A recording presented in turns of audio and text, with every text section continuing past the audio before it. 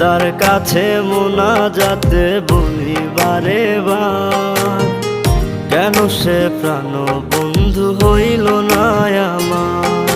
খোদার কাছে মোনাজাতে বলি বারে বার, কেন সে প্রাণ বন্ধু হইল না আমার।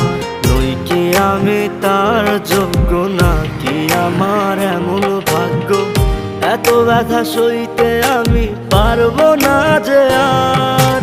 খোদার কাছে মোনাজাতে বলি বারে বার, কেন সে প্রাণ বন্ধু হইল না আমার।